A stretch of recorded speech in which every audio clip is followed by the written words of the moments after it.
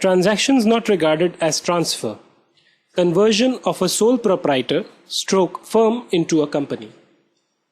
So first let us understand this and then we will see the legal point. Let's say there is a sole proprietor or there is a partnership firm. Okay. When people start business, they start small, right? Their liabilities and everything is also limited. But we know that in a partnership firm and a sole proprietorship firm, the liability of the proprietor is unlimited, right? So as the business grow, they decide, let us form a company, okay? But forming a new company and starting business altogether is not a feasible option. So what these people do is, they convert the sole proprietorship or a partnership firm into a company. Okay, and by doing so, there is a transfer of all the assets and liabilities which are owned by assets plus liabilities, which are owned by the sole proprietorship or the partnership firm to the company.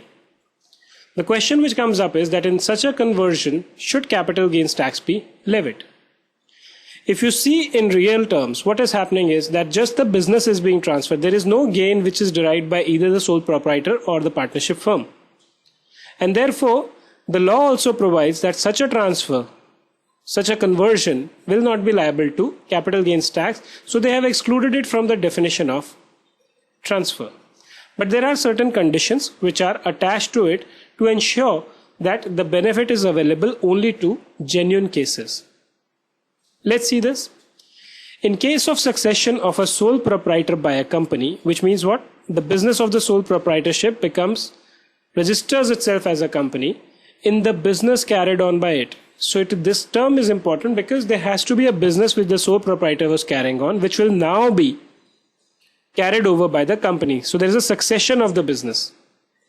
Transfer of capital assets or intangible assets to the company shall not be regarded as a transfer, provided these conditions are satisfied, which is all assets and liabilities of sole proprietor concern relating to the business become assets and liabilities of the company. So whatever assets were there with the sole proprietor, you transfer it. So you transfer a business. It should not be that, you are just transferring some plant and machinery and all.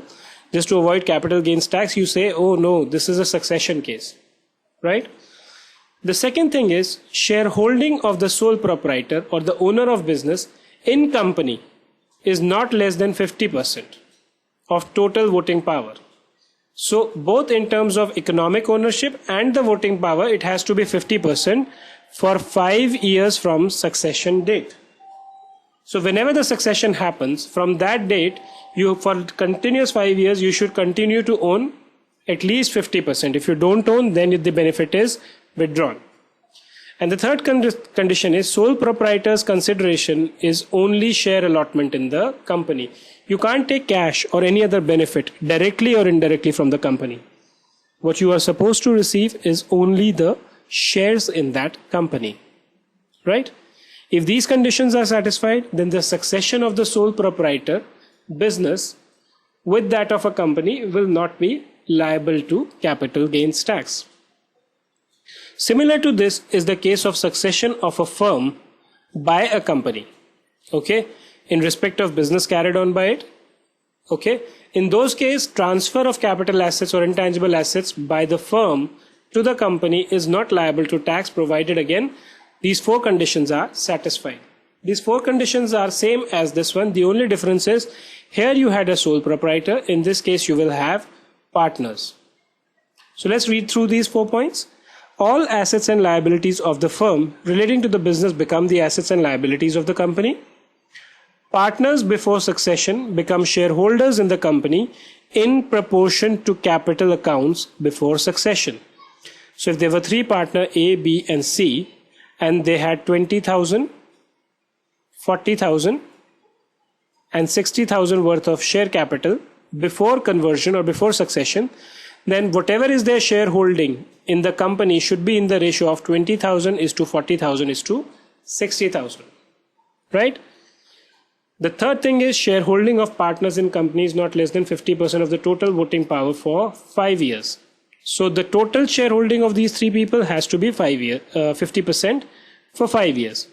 And partners' consideration is only share allotment in the company. Again, simple, right?